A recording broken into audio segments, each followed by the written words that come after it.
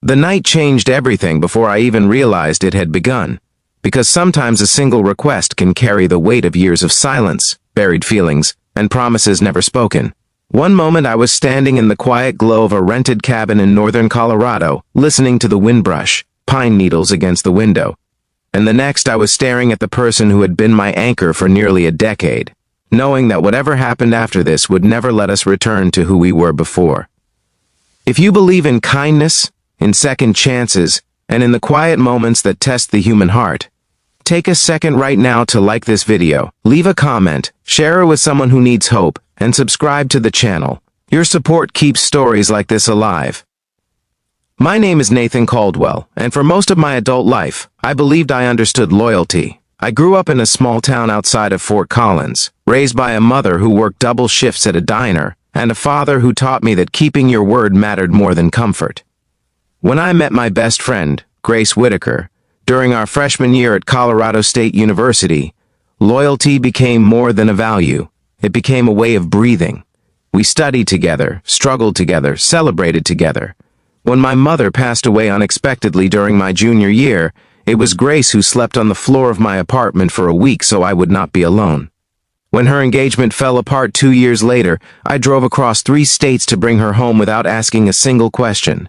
We told each other everything except the one truth that hovered between us like a fragile glass ornament, beautiful and dangerous all at once. Life pulled us in different directions after college, but it never managed to pull us apart. I stayed in Colorado, building a modest career as a civil engineer, while Grace moved to Seattle and then back to the Midwest, chasing jobs that never quite felt like home. We talked almost every day. We visited when we could. We laughed about how people always assumed we were together, and we corrected them with the same well-practiced line about being just friends. Somewhere along the way, I convinced myself that just friends was enough, because wanting more felt selfish, and risking what we had felt impossible. The cabin trip was supposed to be simple, a quiet winter getaway, a favor really, because Grace had been spiraling after losing her job in Chicago and ending another relationship that left her doubting her worth. She needed space, she said. She needed air. I offered the cabin my uncle owned near Estes Park, and I offered to drive because that is what best friends do. Snow fell steadily as we arrived, wrapping the world in silence.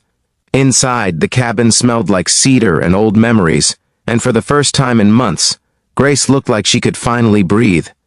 That night, the power went out during a storm, leaving us with candles and the soft crackle of the fireplace.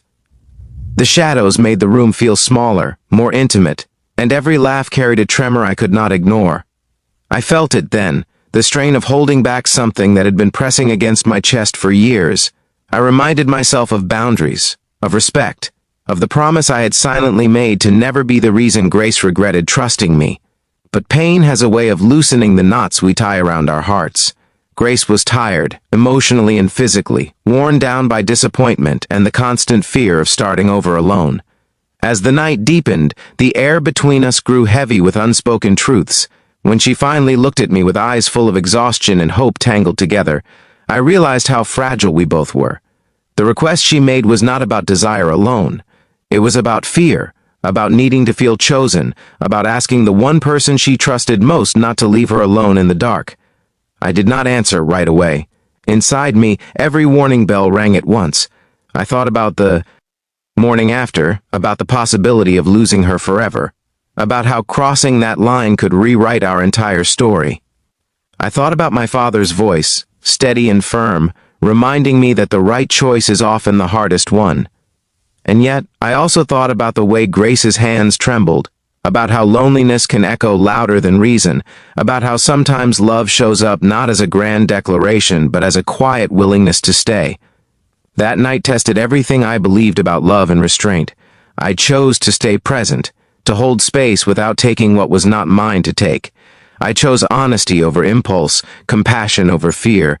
We talked until the fire burned low, not in dramatic confessions, but in raw truths about regret, about dreams deferred, about the exhaustion of pretending to be unbreakable.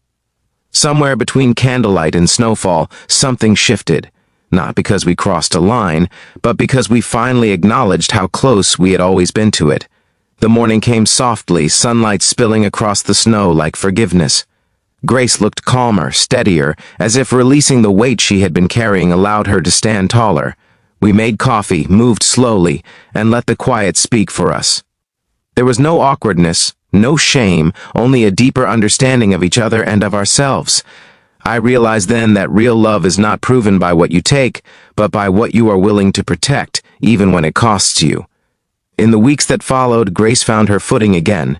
She took a job in Denver, close enough for Sunday dinners and spontaneous hikes. Our friendship did not shatter. It strengthened. The honesty we shared that night became the foundation for something healthier, something rooted in mutual respect rather than unspoken longing. Over time, the tension softened into clarity, and the affection we had always buried began to breathe in the open, slowly and carefully, without fear. Months later, standing on a ridge overlooking the Rockies as the sun dipped below the horizon, I understood that patience is not the absence of desire but the presence of trust. What we build with care lasts longer than what we grab in desperation. Grace smiled more these days. I did too. We were no longer hiding from what we felt, but we were also no longer rushing toward it blindly. We had learned that timing matters, and so does intention. If this story touched your heart, if it reminded you of someone you love or a choice you once faced, please take a moment to like the video, share it with someone who needs hope, and subscribe to the channel. Your engagement helps these stories reach the people who need them most. And before this story ends, I ask you one special thing. Leave a comment below sharing a moment when you chose patience over impulse or kindness over fear. Your words might be exactly what someone else needs to read today. Sometimes the bravest thing you can do is stay when leaving would be easier, and sometimes the strongest love is the one that waits.